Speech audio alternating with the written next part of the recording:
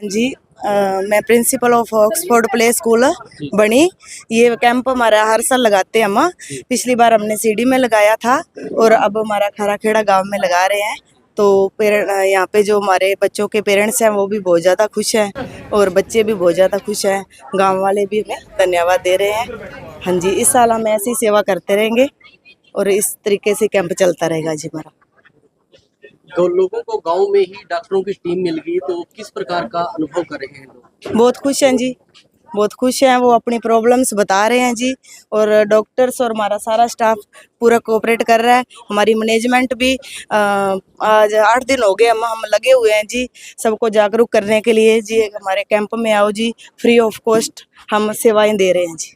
हाँ जी साथियों, ਅਸੀਂ ਪਹੁੰਚੇ ਜੀ ਰਾਜਸਥਾਨ ਦੇ ਪਿੰਡ ਖਾਰਾ ਖੇੜਾ, ਜਿੱਥੇ ਅੱਜ ਐਕਸਫੋਰਡ ਪਲੇ ਸਕੂਲ ਦੇ ਵਿੱਚ ਅਸੀਂ ਪਹੁੰਚੇ ਹਾਂ, ਜਿੱਥੇ ਅਸੀਂ ਅੱਜ ਤੁਸੀਂ ਪਿੱਛੇ ਦੇਖ ਸਕਦੇ ਹੋ ਕਿ ਇੱਥੇ ਇੱਕ ਕੈਂਪ ਲੱਗਾ ਹੋਇਆ ਜਿੱਥੇ ਫ੍ਰੀ ਬਿਲਕੁਲ ਜਿਹੜੀ ਚੈੱਕਅਪ ਆ ਦਵਾਈਆਂ ਦਿੱਤੀਆਂ ਗਈਆਂ।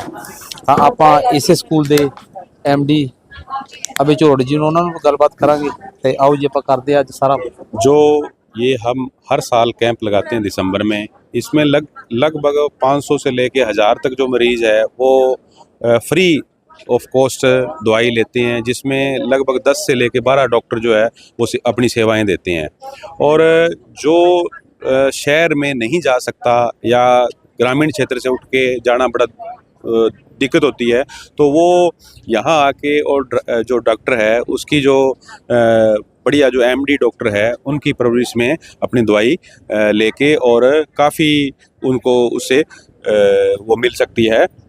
तो आज भी लगभग 1000 के आसपास जो मरीज आप देख रहे हो, बहुत सारे जो मरीज है जो दवाइयाँ भी ले रहे हैं फ्री ऑफ कॉस्ट। और सभी डॉक्टर अपनी अपनी हड्डियों की है या जो कार्डियोलॉजिस्ट है या जो अपने दांतों के है, सभी डॉक्टर जो है आज आए हुए हैं और इन्होंने बहुत अच्छी तरह से बखूबी अपनी सेवा को निभाया है। और हमारा जो स्टाफ है इन्होंने भी बहुत अच्छे सहयोग किया है। और आप भी यहाँ पहुँचे हो तो आपके अभी आपके न्यूज़ चैनल का भी यहाँ पर पहुँचने पर एक हार्दिक स्वागत है और बहुत बहुत धन्यवाद आपका। पहले आप बनी में ये शिविर लगाते थे, तो इस बार आपने खाराखेड़ा को क्यों चुना? बनी में एक्चुअल में क्या है, चौधरी देवीलाल जोड़ एजुकेशन ट्रस्ट बना हुआ है हमारा, और उसके अंडर हमारा city spring well senior secondary school चल रहा है। तो उसकी अब आगे 3 ब्रांचें हो गई है, एक ऑक्सफोर्ड प्ले स्कूल बनी और ऑक्सफोर्ड प्ले स्कूल है खाराखेड़ा। और पिछली बार ये ब्रांच हमने यहाँ शुरू करी है और लगभग यहाँ हमारे पास 60 से लेके और 70 और 80 तक स्टूडेंट अब हो चुके हैं और बहुत बढ़िया रिस्पांस गांव वालों ने दिया है। और जो ये एरिया क्षेत्र है थोड़ा यहाँ कुछ पानी की वजह से कुछ बीमारियाँ थोड़ी ज़्यादा है, तो उस वजह से हमने सोचा भी लोगों की भलाई के लिए ये काम इस बार खाराखेड़ा में किया जाए। जनरेशन भी अच्छी शिक्षा ले पाएगी और लोग जो है वो सुखमय जीवन व्यतीत कर सकें। आज लोगों को कौन कौन सी सुविधाएं मिली है शिविर में? आज यहाँ हमने वैसे तो एडी से लेके चोटी तक जितने भी जो रोग होते हैं, चाहे वो नाक, कान, गला, दांतों का, आँखों का, हृदय, कार्डियोलॉजिस्ट, स्त्री रोग विशेषज्ञ, सारे डॉक्टर साहिबान आए हुए हैं और हर तरीके से जो भी कोई रोग है उसकी अच्छी तरह से जाँच करके दवाइयाँ दी जा रही हैं। नमस्कार, मैं डॉक्टर ललित मोहन, मैं कार्डियोलॉजिस्ट हूँ Lalit heart and child care hospital Sirsa में। आज डॉक्टर रमेश डूडी जी ने आज एक कैंप लगाया है जिसमें हार्ट के मरीजों की जांच की गई है, जिसमें बीपी, शुगर और हार्ट अटैक के पेशेंट और हार्ट फेलियर के पेशेंट को की जांच की गई है और उनको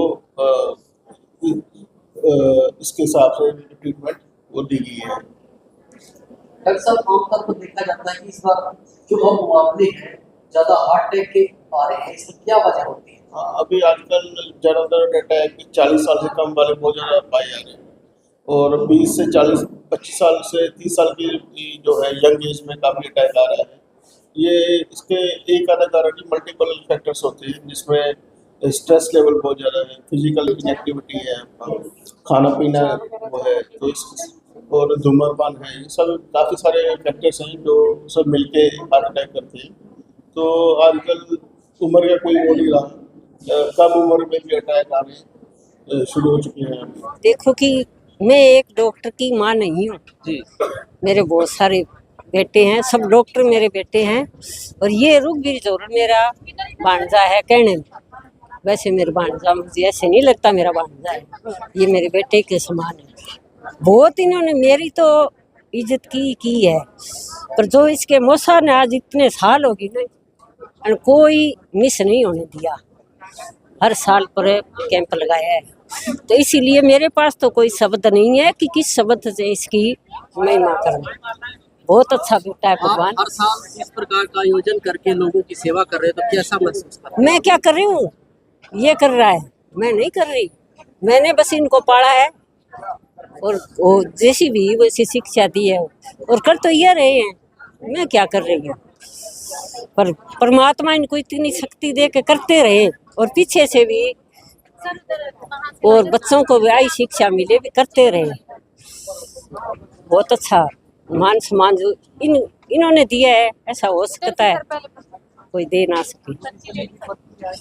आज इसमें सर्जरी के, ऑर्थोपेडिक्स, हार्ट, फिजिशियन, कान नाक गले आँखों के, और जो बच्चों के विशेषज्ञ हैं उनके पास सभी तरह के सभी मरीज आए हुए हैं। तो जैसे कि अब सर्दी का मौसम शुरू हो गया, तो लोगों को क्या करना चाहिए ताकि बीमारी से बचा जा सके? बीमारी से बचने में तो इसमें है कि जो पुराने जो सांस के रोगी हैं, इस वक्त जैसे आप देख रहे हो थोड़ा प्रदूषण का स्तर भी बढ़ा और तापमान के अंदर भी उतार चढ़ाव हो रहा है, तो सबसे ज़्यादा तो इस टाइम एक तो जो सांस के रोगी हैं वो इस चीज़ का ध्यान रखें। दूसरा जो कि हृदय रोग संबंधित बीमारियों से ग्रसित है, उनको भी ठंड के अंदर विशेष ध्यान रखना चाहिए, क्योंकि ये जो हृदय रोग के जो अधिकतर केस आते हैं वो थोड़ी जैसे ठंड बढ़ती है, ठंड के अंदर इसका थोड़ी सी तुलनात्मक रूप से ज़्यादा हो जाती है उसके अंदर। और सांस के रोगी है उनके लिए तो ये खैर पूरा का पूरा जो सर्दी का मौसम है ये तो ध्यान रखने का ही है। इस शिविर में जहाँ पुरुष, महिलाएं और बच्चे भी पहुंचे हुए हैं, तो इन दिनों बच्चों की देखभाल के लिए बहुत जरूरी है, तो बच्चों को लिए क्या टिप्स होंगे? बच्चों के लिए सिर्फ वो एक तो मैंने आपको बताया जिस तरह से तापमान के अंदर जैसे अभी कमी आएगी तो सांस के रोगों के अंदर उनके साथ वृद्धि होनी चाहिए, तो बच्चों को कम से कम इनसे ठंड से बचा के रखें। छोटे बच्चे हैं उनको खासकर ठंड से बचा के रखें, तो उनके अंदर थोड़ा क्या है बीमार होने की संभावना ज़्यादा रहती है। अगर आप एकदम किसी गर्म जगह से ठंडी वातावरण के एकदम संपर्क में आएंगे तो ज़्यादा रहती है, तो उनको थोड़ा ठंड से बचा के रखें। थोड़ा उनके जो डाइट है, डाइट का स्पेशल ध्यान रखें। नमस्कार, सबसे पहले तो मेरा नाम डॉक्टर उपिंदर सिंह है और सिरसा में ऑर्थो हिल हॉस्पिटल में मैं कंसल्टेंट ऑर्थोपेडिक सर्जन हूँ।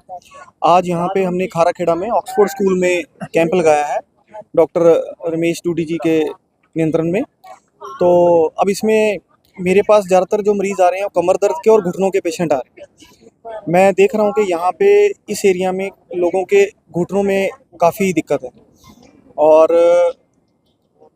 सही टाइम पे सही चीज़ें ना पता होने के कारण वो घुटने ज़्यादा ख़राब होते जा रहे हैं। कमर की जो दिक्कत है उसके कारण भी काफ़ी लोग परेशान हैं और लोगों को एक्सरसाइजेज के बारे में नहीं पता, तो वो हम आज लोगों को बता रहे हैं, दवाइयाँ भी दे रहे हैं और कुछ जांचें भी हो रहे हैं। तो सब कुछ करने में देखते हैं अब क्या रिजल्ट आता है। डॉक्टर साहब, जैसे कि अब सर्दी भी आ गई है और रोग भी होता है, तो ऐसे में क्या होता है? देखो सर्दी में क्या होता है, जो हमारे पेन रिसेप्टर होते हैं वो ज़्यादा एक्टिवेट हो जाते हैं, मतलब नॉर्मल दर्द भी हमको ज़्यादा लगती है। तो सर्दियों में घुटने का दर्द, कमर का दर्द, गर्दन का दर्द, कंधों का दर्द ये सारा बढ़ जाता है। दूसरी बात ये होती है कई बार गर्म सर्द होने के कारण हड्डियाँ और मांसपेशियाँ जो हैं वो स्पैज़म में चली जाती हैं, वो सिकुड़ जाती हैं, तो वो बहुत दर्द करती हैं। तो ये सारी चीज़ें बड़े ही आसान गर्म सेक से, मालिश से, ट्यूब से और हल्की सी कोई भी मसल रिलैक्सेंट की मेडिसिन से ठीक हो सकती है। तो ये ज़्यादा घबराने वाली बात नहीं है। डॉक्टर साहब कहते हैं कि आज का जो मानव है वो व्यायाम से दूर चला गया है, क्या इसका भी हमारे शरीर में इफेक्ट पड़ता है? सबसे ज़्यादा इफेक्ट ही इसका है। पहले व्यायाम होते थे, कभी इतनी दिक्कत नहीं आती थी। आजकल फर्श आ गए हैं, व्यायाम कम हो गए हैं, जिसके कारण दिक्कतें बढ़ती जा रही हैं। किस प्रकार के जो मरीज हैं आए हैं और कितने मरीज आए हैं, कौन कौन सी बीमारियां इस मौसम में चल रही हैं? मैं ENT स्पेशलिस्ट हूँ, डॉक्टर श्वेता डूडी। तो मेरे पास जो पेशेंट आए हैं वो नाक कान गले के आए हैं जिसमें कि ज़्यादातर जो है कान के मतलब कान में रेशा और ये प्रॉब्लम ज़्यादा है पेशेंट्स को, क्योंकि जिनको इस मौसम में, बदलते मौसम में जुकाम वगैरह ये होता है तो उनके कान में रेशा आना मतलब ज़्यादा हो जाता है, तो इस टाइप के पेशेंट्स ज़्यादा आए। तो इस प्रकार के जो मरीज आपके पास आए हैं तो उनको क्या करना चाहिए? उनका यही है कि ठंडी, कम से कम ठंडी चीज़ें खाने से अवॉइड रखें कि जुकाम ना हो, जिससे कि कान बहे ना, क्योंकि कान का और जुकाम का आपस में संबंध होता है। ठीक है, जिनके कान के कईयों के पर्दे फटे हुए हैं, वो फटे हुए हैं, तो मौसम के अनुसार अगर कोल्ड हो गया तो उनके रेशा आना शुरू होता है। इससे ठंडी चीज़ें जितना अवॉइड करो, पर्दे की सुरक्षा उतनी ज़्यादा होती है। यहाँ पे ज़्यादातर जो हमें मरीज देखने को मिले हैं, यहाँ पे मोती के ऑपरेशन के लिए हम ज़्यादा देख रहे हैं मरीज, और बाकी जो शुगर के मरीज देखने को मिल रहे हैं, और जो आम बीमारियाँ जैसे कंजंक्टिवाइटिस, आँख आने जिसको बोलते हैं, वैसे मरीज देखने को मिल रहे हैं। सर्दी में वो किस प्रकार की बीमारी ज़्यादा अफेक्ट करती है?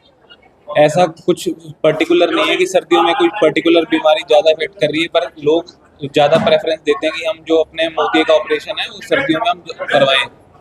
उनको थोड़ा सर्दियों में करवाने के लिए वो इसको प्रेरित कर रहे हैं। अपनी आंखों का ध्यान रखना है, धूल मिट्टी का ध्यान रखना है, और जो धुएं में थोड़ा अभी जो बाहर पोल्यूशन हो रहा है उससे थोड़ा सा ध्यान रखना है हमने।